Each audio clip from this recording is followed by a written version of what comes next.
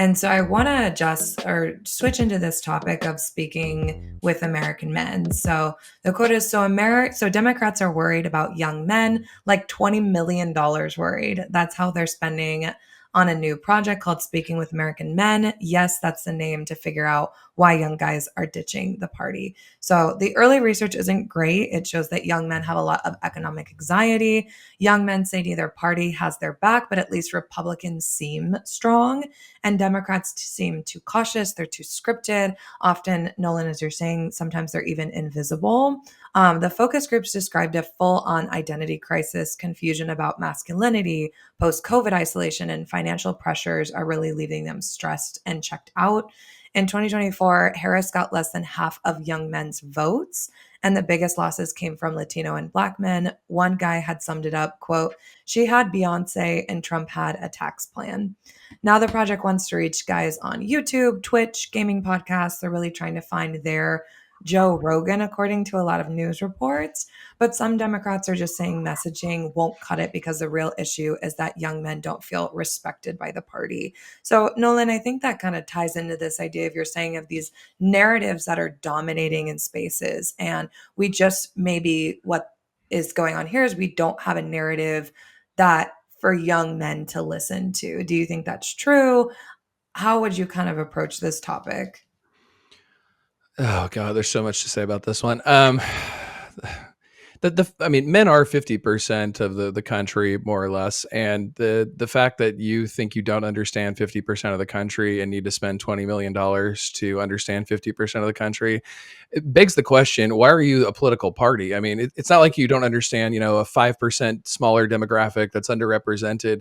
These are men, some of the most privileged group in the country. They're everywhere. They control everything. I just think it's so fascinating that a party doesn't understand that. But critically, there are always signs of this. Republicans will look at American culture for what it is and find a way to use it to their advantage to win electorally.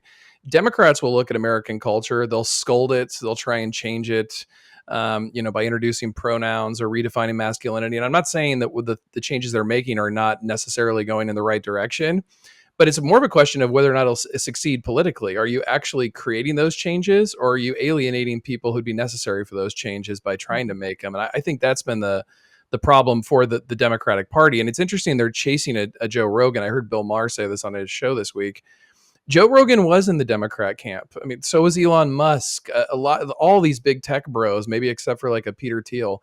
These were all Democrats, and like you've alienated them away. I mean, that's the issue, is how do you, I think, recapture some of these folks without giving up any of your principles? Mm.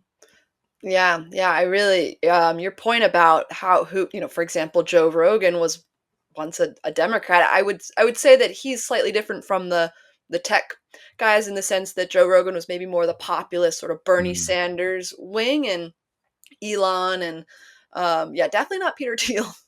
But other Google or Facebook, Mark Zuckerberg, were very friendly to the corporate wing of the Democratic Party. But yeah, that point about Joe Rogan, once, I mean, even said he'd vote for Bernie Sanders, but then became a Trump supporter, I think really speaks to that sort of this. It'll be interesting to hear more about this as time goes on, but the Bernie to Trump pipeline, which I think is like, yeah, the where people just really want someone to fight for their material reality. And Mm. Bernie Sanders has a theory of the case for that, and so does Donald Trump, and I will, Donald Trump's theory of the case is gross and dangerous, and they're terrible, but they do offer like a story and a reason. It explains the world, and it tells people that what they feel is real.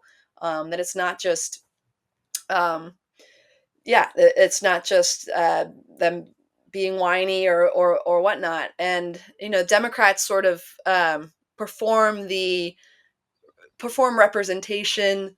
They yeah, they have pronouns. I mean, I think that culturally it's very important to move and open up our conversation. But if there's no material Mhm. change for anyone, and life is harder, rent is impossible, wages are stagnant, healthcare is just so expensive, that it's much more compelling to tell a story that I sound like Bernie Sanders right now, but like tell a story that says you deserve a living wage, you deserve health care, you deserve housing that you can afford.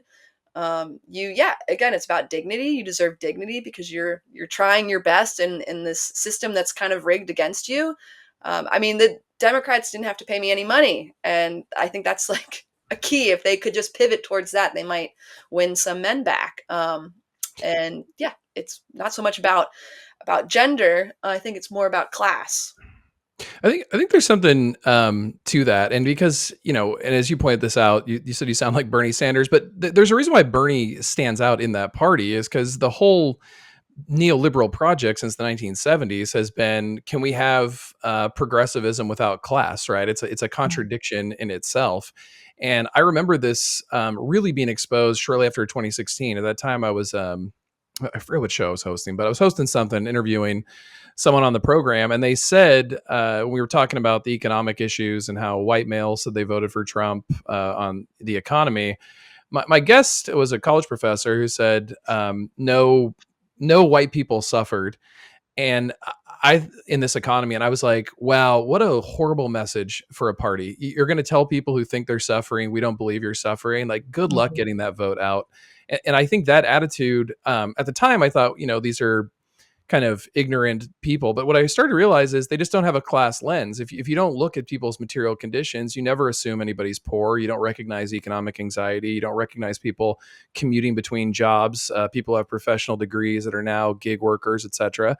You don't see any of that. It's really easy to just say like, yeah, nobody suffered. But the reality is much different for people. Meanwhile, Trump, I don't think he's going to do anything for working people. I can give you guys a soliloquy on that and talk for hours about it. But point being, at least he acknowledges people were having a tough time in the economy. He called it American carnage. That's more than Democrats would do for people, Mhm. regardless of their gender. And then I also just one other note, because I think this is being lost to history, and another one of my pet peeves. If you guys tune in here, you're just going to hear my laundry list of pet peeves. Um, that commercial that Donald Trump created in 2024 that ended with something like saying that Harris is for they, them, Donald Trump is for you.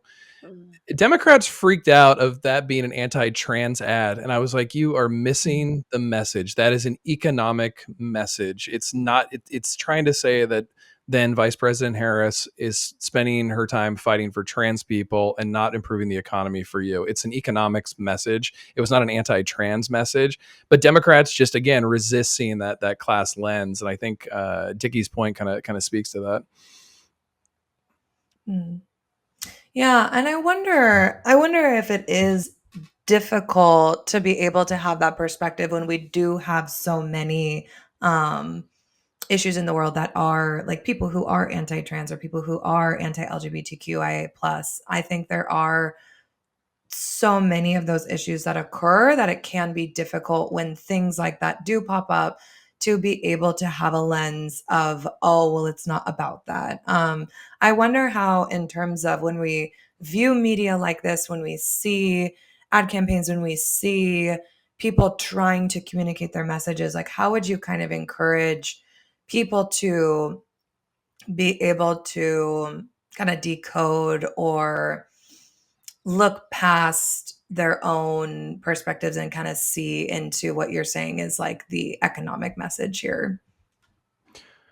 Well, I don't want to tell people they have to see the economic side of it per se, but just because you mention an identity doesn't mean it's negative against that identity. So just because an ad mentions trans people doesn't mean it's anti-trans per se, right? It can be, and I know there's going to be people out there going to say like, well, intent doesn't matter. I totally disagree. Intent does matter. If someone is intentionally being anti-trans, that's different to me than when they say something that implies they're anti-trans and they have a chance to apologize and correct it. Like those things matter to me. Mm.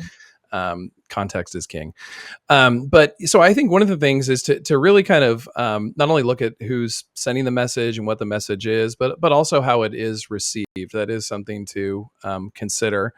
And I think that message was done to target the economic anxiety of voters to vote for Trump. That was a time when he was promoting no tax on tips, no tax on overtime, all those kinds of things.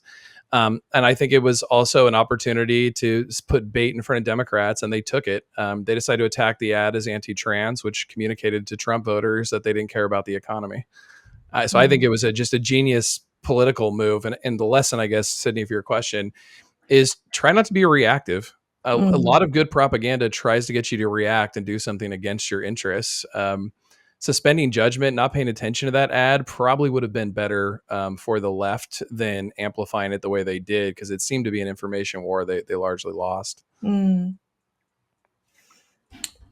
Absolutely. I feel like reaction and how we react to things is becoming more and more important, especially as there are more reactionary things that come up. I know this next segment we're going to cover, I feel very reactionary towards. So I'm definitely trying to give a little bit of that today. But hey, Detoxers. Thanks for tuning in. You can find Disinfo Detox on YouTube and wherever you get your podcasts. Don't forget to like, follow, subscribe, and share. Every click helps grow the community and keeps those tech overlords happy. Detox complete.